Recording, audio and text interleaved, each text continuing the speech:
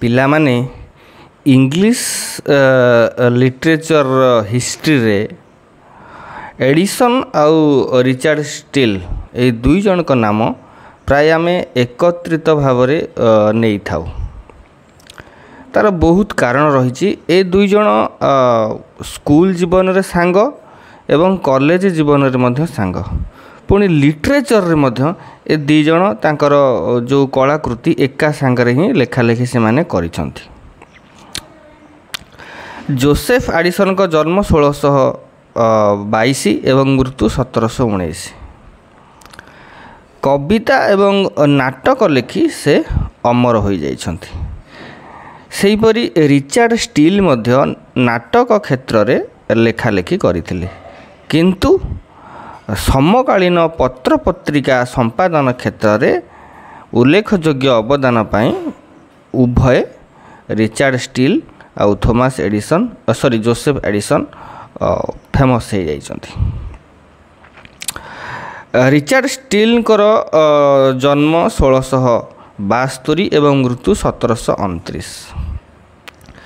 ଷ୍ଟିଲ୍ଙ୍କ ଉଦ୍ୟମରେ ଦ ଟ୍ୟାଟଲର ନାମକ ଏକ ପତ୍ରିକା 1709 ଏପ୍ରିଲ ମାସରେ ପ୍ରକାଶ ପାଇଥିଲା। ଏହି ଯେଉଁ ପତ୍ରିକାଟି ସପ୍ତାହରେ ୱିକଲି 3 ଥର ପ୍ରକାଶ ପାଉଥିଲା। ଏହା ଜାନୁଆରୀ 1711 ମସିହାରେ କିନ୍ତୁ ବନ୍ଦ ହୋଇଗଲା। ଉଭୟ ଷ୍ଟିଲ୍ ଓ ଏଡ଼ିସନ୍ ଏଥିରେ ନିୟମିତ ଭାବରେ ପ୍ରବନ୍ଧ ଲେଖୁଥିଲେ।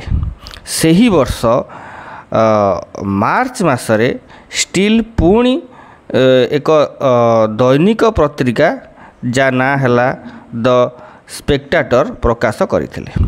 ଏହା ଡିସେମ୍ବର 1712 ମସିହା ପର୍ଯ୍ୟନ୍ତ ପ୍ରକାଶିତ ହୋଇଥିଲା। ଏହି ଯେଉଁ ପତ୍ରିକାଟିର ଆୟୁଷ ଅଳ୍ପ ହେଲେ ମଧ୍ୟ ଏଥିରେ ଯେଉଁ ପ୍ରକାଶିତ ଦୁଇ ବନ୍ଧୁଙ୍କ ପ୍ରବନ୍ଧ ଗୁଡ଼ାକ ସେ ସମୟର ସମାଜ ଉପରେ ପ୍ରଭୁତ୍ୱ ବିସ୍ତାର କରିପାରିଥିଲା। ଷ୍ଟିଲ୍ଙ୍କ ଉଦ୍ୟମରେ ଦ ଗାର୍ଡ଼ିଆନ୍, ଦ ଇଂଲିଶମ୍ୟାନ୍, ଦ ରିଡର, ଦ ପେବ୍ଲିଆନ୍ ନାମକ କେତୋଟି ପତ୍ରିକା ମଧ୍ୟ କିଛି ସମୟ ପାଇଁ ପ୍ରକାଶ ପାଇଥିଲା।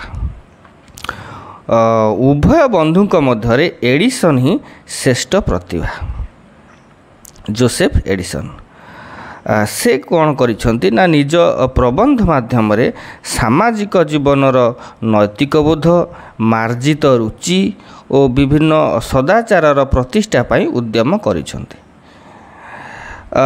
ତାଙ୍କର ସମାଲୋଚନା ମୃଦୁ ମାନେ ହାଲକା, ସମ୍ବେଦନଶୀଳ ଓ ଆମୋଦପ୍ରଦ। ଏଣୁ ଏହା ତାଙ୍କର ଯେଉଁ ଲକ୍ଷ୍ୟ ହାସଲ କରିବାରେ ତାଙ୍କୁ ସାଫଲ୍ୟତା ଆଣିଦେଇଥିଲା।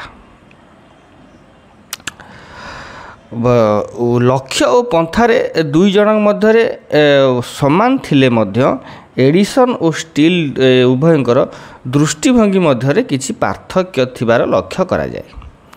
ଷ୍ଟିଲ୍ ନିଜର ଶୈଳୀ ସମ୍ପର୍କରେ ବିଶେଷ ସଚେତନ ନଥିଲେ ଏବଂ ତାଙ୍କଠାରେ ସିଧାସଳଖ ଉପଦେଶ ଦେବାର ପ୍ରବଣତା ମଧ୍ୟ ଦେଖାଯାଏ। ଯୋସେଫ ଏଡ଼ିସନ୍ଙ୍କର ହାଲକା ଯେଉଁ ମିଠା ଯେଉଁ ବ୍ୟଙ୍ଗ ତାଙ୍କଠାରେ ଲକ୍ଷ୍ୟ କରାଯାଏ ନାହିଁ ଏବଂ ଅଲଗା ଦୃଷ୍ଟିକୋଣରୁ ମଧ୍ୟ ସେ ଏଡ଼ିସନ୍ଙ୍କ ସମକକ୍ଷ ହୋଇପାରି ନାହାନ୍ତି କି ରିଚାର୍ଡ ଷ୍ଟିଲ୍। ଦ କଭାରଲି ପେପର୍ସ ଏଡ଼ିସନ୍ଙ୍କର ଅନ୍ୟତମ କୃତି। ଏହା 35ଟି ଛୋଟ ଛୋଟ ରଚନାର ସମନ୍ୱୟରେ ଗଠିତ। ସ୍ପେକ୍ଟାଟର ପତ୍ରିକାରେ ପ୍ରକାଶ ପାଇଥିଲା। ଏଇଗୁଡ଼ା ଏଇ ଯେଉଁ ଛୋଟ ଛୋଟ 35 ଖଣ୍ଡ ଯେଉଁ ଛୋଟ ଛୋଟ ଯେଉଁ ରଚନା।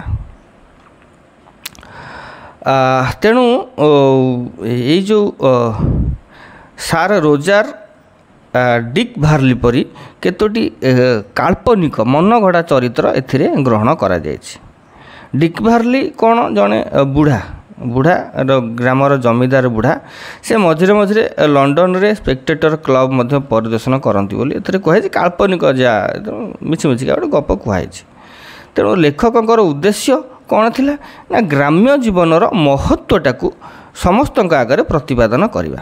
ତେଣୁ ଚରିତ୍ର ଚିତ୍ରଣର କୃତିତ୍ୱ ଦୃଷ୍ଟିରୁ ଯୋସେଫ ଏଡ଼ିସନ୍ଙ୍କ କଭାରଲି ପେପର୍ସରେ ହିଁ ଇଂରାଜୀ ଉପନ୍ୟାସର ଯେଉଁ ଆଦ୍ୟ ଓଙ୍କାର ଶୁଣାଯାଇଥିଲା ବୋଲି କୁହାଯାଇଥାଏ। आज ପାଇଁ ଏତିକି ପିଲାମାନେ, ପୁଣି ଦେଖା ହେବ ନେକ୍ସଟ କ୍ଲାସ୍ରେ। ରହୁଛି। Have a good day.